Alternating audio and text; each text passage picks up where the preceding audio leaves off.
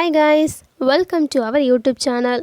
இன்றைக்கி நம்ம 12th standard accountancy அலகு 1ல் இருக்கிற முழுமை பெறா பதிவேடுகளிலிருந்து கணக்குகள் அந்த லெசனில் இருக்க ஃபர்ஸ்ட் மெத்தடான லாப நட்ட அறிக்கை கணக்கிடும் முறையை தான் இன்றைக்கி நம்ம வீடியோவில் பார்க்க போகிறோம்.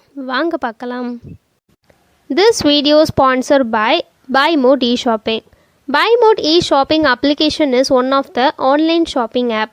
Now, this app is available on Play Store and App Store. Link in description. Check it now. லாபம் அல்லது நட்டத்தை கண்டறிய கீழ்கண்ட படிவம் பயன்படுகிறது அப்படின்னு சொல்லிட்டு கீழே ஒரு ஃபார்முலா கொடுத்துருக்காங்க, ஃபார்முலா டேபிள். இந்த டேபிளில் இருக்கிற இந்த மெத்தட்ஸை நம்ம நல்லா தெளிவாக புரிஞ்சுக்கிட்டோம் அப்படின்னா கொஷினை எந்த மாதிரி கேட்டாலும் நம்மளால் ஈஸியாகவே பதிலளிக்க முடியும். வாங்க எப்படி கொஷின் இருக்குது, நம்ம எப்படி ஆன்சர் பண்ணலாம் அப்படின்றத பார்க்கலாம். பின்வரும் விவரங்களிலிருந்து லாபம் அல்லது நட்டம் கணக்கிடணும் அப்படின்னு சொல்லிட்டு கொஷின் கொடுத்துட்டாங்க. அதில் ஃபஸ்ட்டு பார்த்தீங்கன்னா ஆண்டு தொடக்கத்தில் முதல் ப்ராக்கெட்டில் 1 ஏப்ரல் 2016 அப்படின்னு கொடுத்துருக்காங்க. ஸோ இங்கே தொடக்கத்தில் முதல்னு கொடுத்ததுனாலேயே இது தொடக்க முதல்னு சொல்லிட்டு நம்ம ஈஸியாகவே ஐடென்டிஃபை பண்ண முடியும். ஆனால் இது ஃபஸ்ட்டு சம்ன்றனால தான் மட்டும்தான் ஓப்பனாக கொடுத்துருக்காங்களே தவிர எல்லா சம்லேயுமே டேட் மட்டும்தான் மென்ஷன் பண்ணுவாங்க.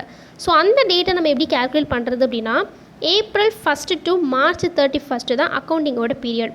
ஸோ எப்போல்லாம் ஏப்ரல் 1 அப்படின்னு சொல்லிட்டு ஒரு அமௌண்ட் கொடுக்குறாங்களோ அதை தொடக்க முதல் அப்படின்னும் மார்ச் 31 அப்படின்னு சொல்லிட்டு கொடுக்குற அமௌண்ட்டை நம்ம இறுதி முதல் அப்படின்னும் கேல்குலேட் பண்ணி நோட் பண்ணி வச்சுக்கணும்.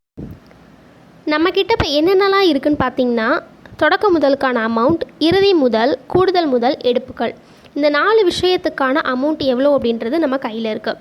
ஸோ இதை ஃபுல்லாக நம்ம ஃபார்முலாவில் அப்ளை பண்ணோம் அப்படின்னா ப்ளஸில் ஆன்சர் வந்துச்சுன்னா அது லாபம் அப்படின்னும், மைனஸில் ஆன்சர் வந்துச்சுன்னா அது நட்டம் அப்படின்னும் நம்ம ஈஸியாகவே ஐடென்டிஃபை பண்ணி ஆன்சரை கரெக்டாக போட முடியும். ஓகே, இப்போ நம்ம பார்க்க போகிறது ஃபார்முலா. இந்த ஃபார்முலாவை நம்ம எப்போயுமே தெளிவாக புரிஞ்சுட்டோம் அப்படின்னா கொடுத்துருக்க அந்த அமௌண்ட்ஸ் எல்லாத்தையும் ஃபார்முலாவில் அப்ளை பண்ணி ஈஸியாக ஆன்சர் போடலாம். ஸோ அதனால் ஃபார்முலாவை தெளிவாக படிக்கணும். ஃபஸ்ட்டு இறுதி முதல், இறுதி முதல்களோட ப்ளஸ் பண்ணணும். எது அப்படின்னா எடுப்புகள்.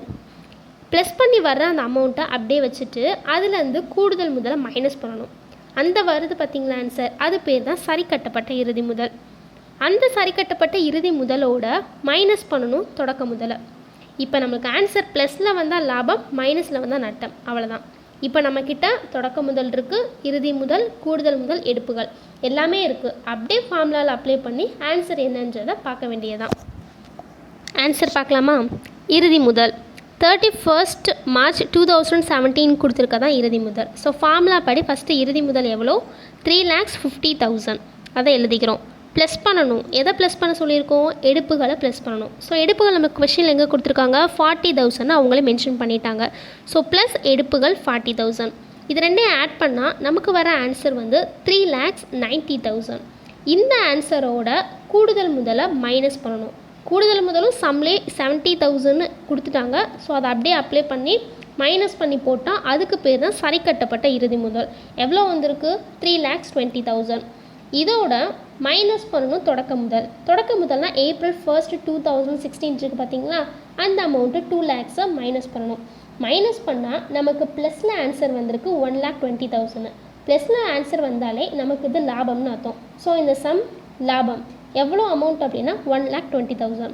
நல்லா புரிஞ்சிச்சு அப்படின்னா இந்த வீடியோ லைக் பண்ணிக்கோங்க. இதே மாதிரி அடுத்தடுத்த வீடியோஸில் நம்ம கணக்குகள் எல்லாத்தையும் பார்க்கணும் அப்படின்னா நம்ம சேனலை சப்ஸ்கிரைப் பண்ணிக்கோங்க. தேங்க்யூ ஃபார் வாட்சிங்.